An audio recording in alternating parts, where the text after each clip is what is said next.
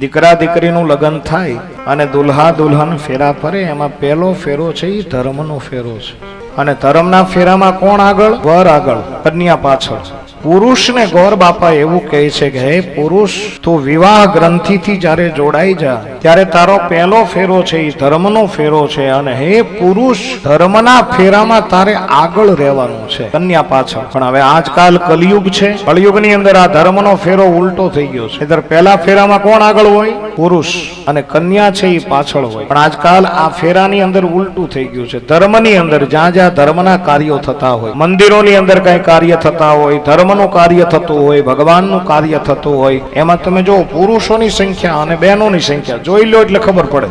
નહીતર પહેલા ફેરાની આગળ પુરુષ આગળ હોય છે. ધર્મની અંદર આગળ રહેવાનું કીધું છે.